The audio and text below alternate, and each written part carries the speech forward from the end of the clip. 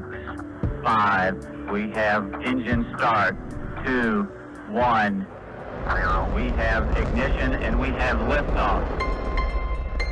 Space Shuttle mission number 8, August 30th, 1983. Standing by for main engine throttle down to control.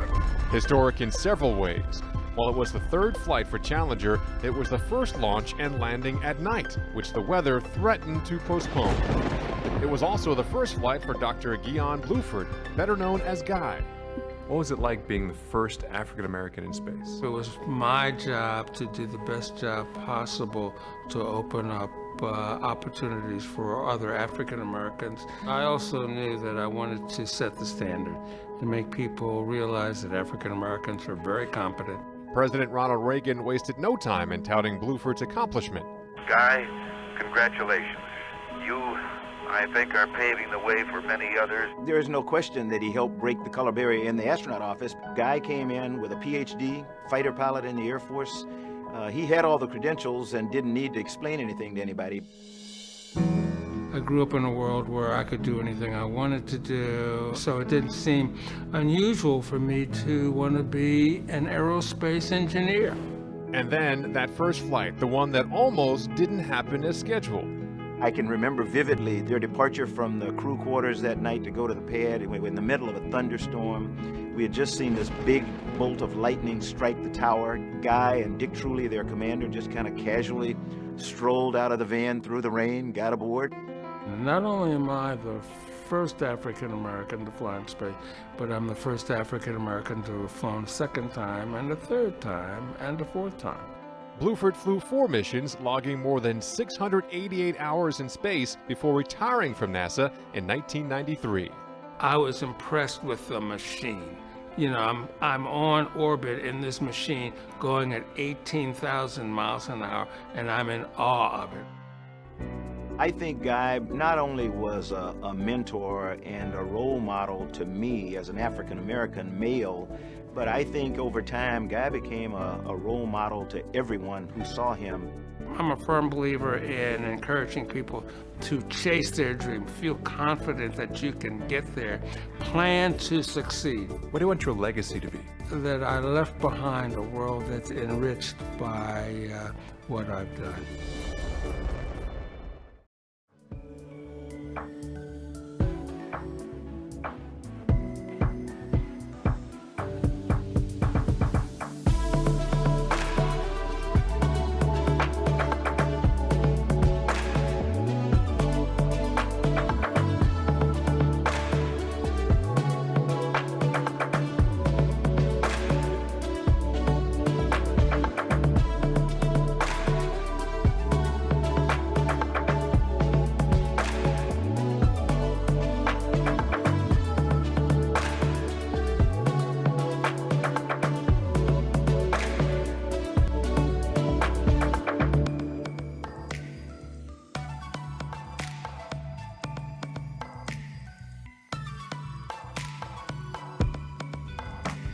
Throughout Mae Jemison's life, excelling in one area has never been enough.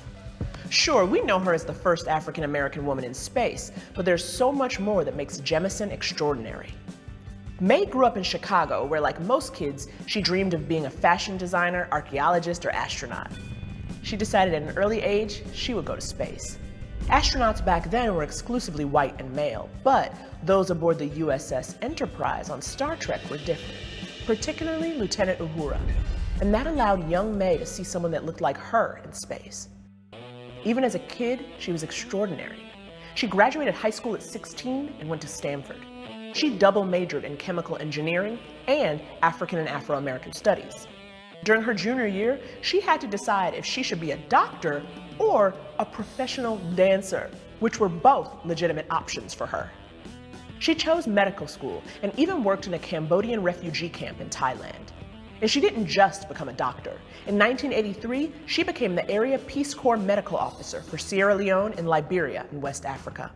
She managed all the healthcare for the Peace Corps, wrote manuals for self-care, researched rabies with the CDC, and was in charge of medical care for the U.S. Embassy.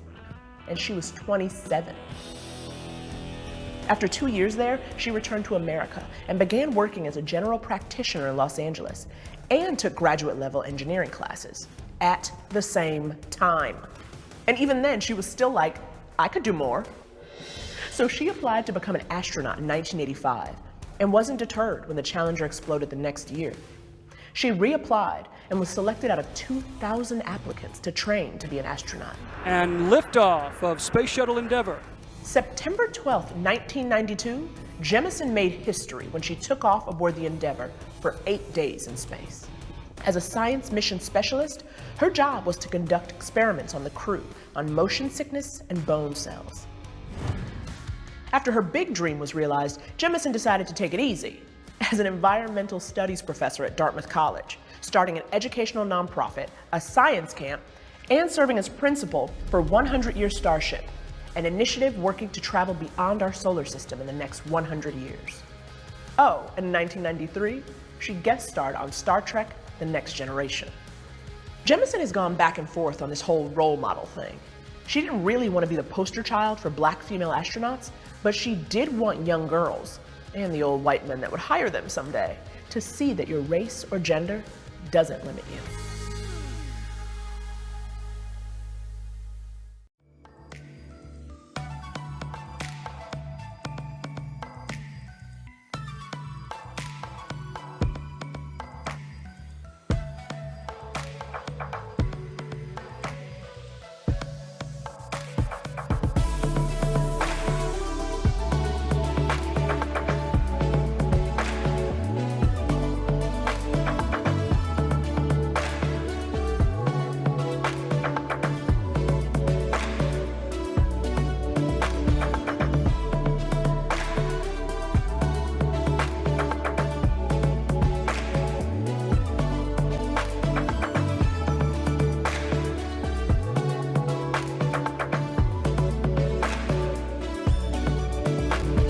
Into slavery in Missouri, George Washington Carver was orphaned as an infant and raised by Moses and Susan Carver, the family who had owned his mother.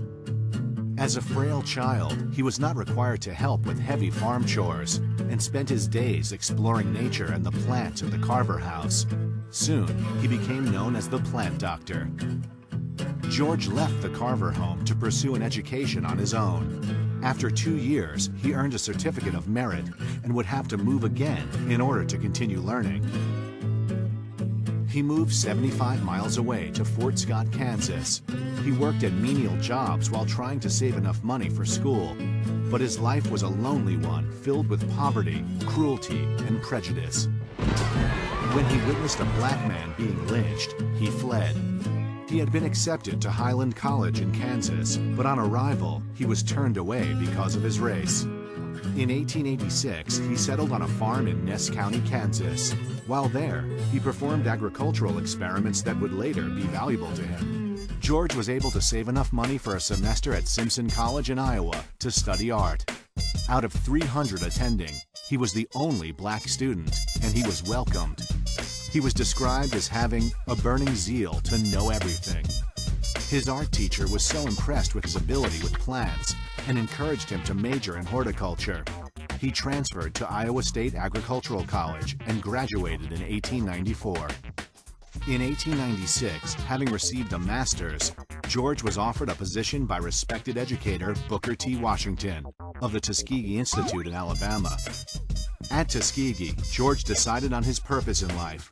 He was going to help a former slave population become self-sufficient through farming. Carver had been trained in Iowa in the natural sciences, in botany. And as a scientist and an investigator, Carver was a deeply practical man. He wanted to turn science into products that would benefit the black rural poor. He developed the Jessup wagon, a movable laboratory on wheels to help educate farmers. He encouraged them to rotate their crops to conserve the nutrients in the soil and to give up soil-depleting cotton crops. He persuaded the farmers to plant peanuts instead. In his Tuskegee lab, he developed over 300 uses for the peanut and 100 uses for the sweet potato. anything from beverages to medicines to paints. Carver collaborated with Henry Ford in developing alternative fuels with soybeans. He also perfected a process for extracting rubber from the milk of the goldenrod plant. Carver produced a series of scientific inventions that were primarily designed to enhance the economic and agricultural productivity of the Black Belt. They benefited black and white farmers alike. This prolific scientist was also a painter, a crocheter, and a musician, even raising money for the Tuskegee Institute by touring as a pianist. He had once turned down the opportunity to work with Thomas Edison because he believed he would do more good at Tuskegee. After World War I, by the 1920s, Carver had become something of a legend, a folk hero to the Black South. George Washington Carver died on January 5, 1943. He was buried at Tuskegee next to his friend Booker T. Washington. His tombstone reads, "He could have added fortune to fame, but caring for neither, he found happiness and honor in being helpful to the world." George Washington Carver's greatest accomplishment was in being a role model to a generation of young African American scientists who followed him.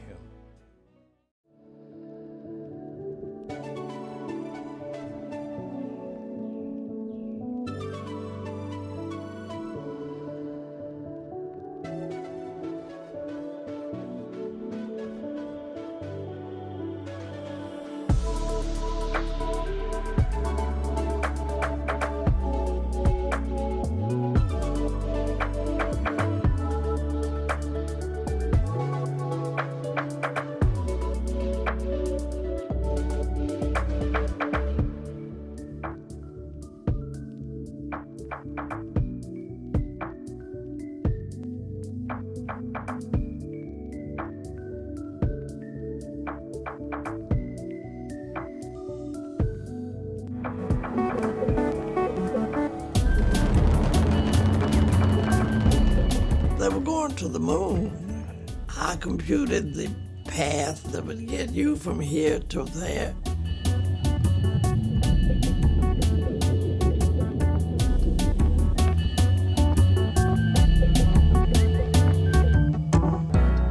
We were computers, women computers.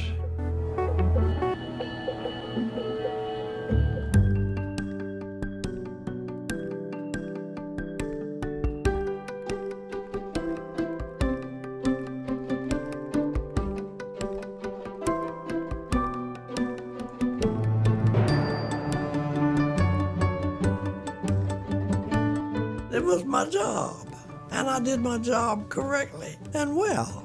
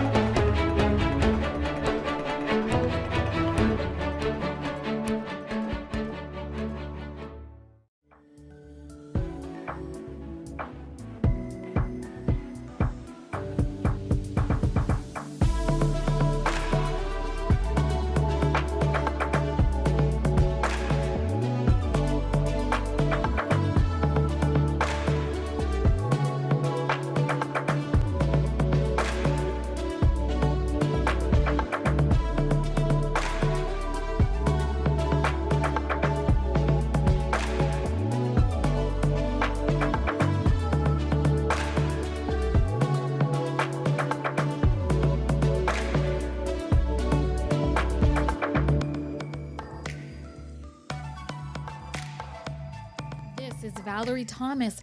Her interest in science peaked as a child, watching her father fix television sets and develop pictures. He was able to show through the lens the negative that he had, and he would move it so it would go up or come down.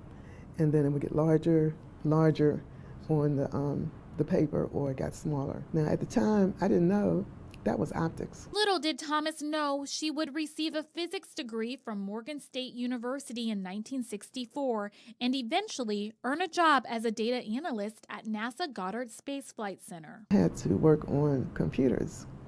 I had not even seen a computer before in my life, except in science fiction movies. She says she had to learn on the job. I was a girl and a woman who wasn't afraid of challenges, you know, that just got me to do what I need to do to excel. She is known for working on landmark projects like Landsat, the first satellite to take images of Earth from space. I guess it gave me more of a chance to get into science. She even led a team of scientists in the Space Physics Analysis Network, better known as SPAN. NASA was growing the network and becoming involved with other networks, and eventually they all came together as the internet. She says she loved working for NASA at the time. The most interesting thing is I had a chance to work on projects in areas that were like 5-10 years ahead of, you know, when average person would know about it.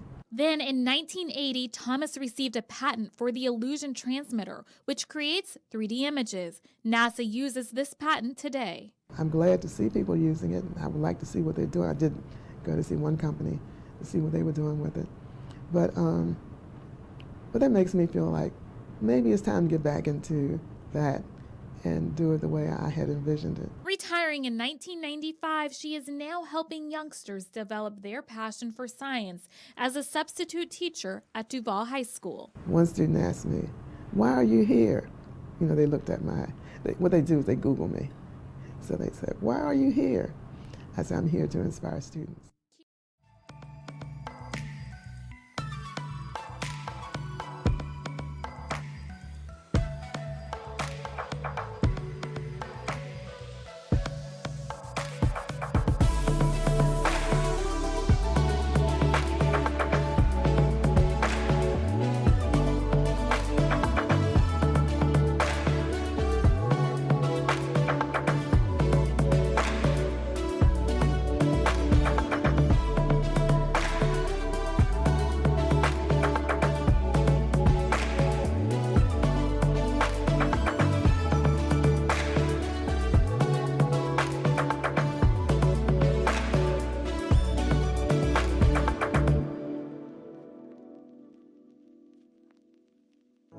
What drives me is the ability to make a difference in people's lives, and to be able to speak to the issues of the day. Physicist Shirley Ann Jackson's story began in Washington, D.C. As a child, she was inspired by nature in her backyard. I used to collect live bumblebees, and I would observe and keep detailed logs of their behaviors. I was really quite interested in math, and I was a good math student, but in the end I decided I liked physics because it combined the mathematical approach with natural observation and experiments. And so I think that's why I'm a theoretical physicist today. Jackson attended undergraduate and graduate schools at MIT, studying particle physics theory. MIT had just built a new res hall for women, and at that point Caltech and places like Princeton would not admit women, so I ended up going to MIT. As an undergraduate, Jackson studied condensed matter theory, the study of the structure and behavior of matter. Her PhD was in theoretical elementary particle physics. Jackson was the first African-American woman to earn a doctorate from MIT. Along the way, I spent time at Fermilab, but during the time I was there, I got a fellowship to go to CERN and worked on neutrino physics. And after I had spent a year at CERN, I went back to Fermilab. But by that time, I realized that I was interested in getting back to what was my first interest, condensed matter. In those days, Bell Labs would hire you if they thought you were smart enough, even if you weren't trained in condensed matter. So that's how I ended up at Bell Labs. After 19 years at Bell Labs, Jackson was appointed by President Bill Clinton to head the Nuclear Regulatory Commission. She also spearheaded the formation of the International Nuclear Regulators Association. What was interesting for me was discovering that I could lead a complex organization. Jackson became president of Rensselaer Polytechnic Institute in 1999. I get to bring a unique perspective rooted in science and math and engineering to the table to help address really thorny security and public policy questions. And I've had the great privilege of being able to work on some really exciting stuff in some really exciting times. And I like to feel I've made a difference, at least a little bit.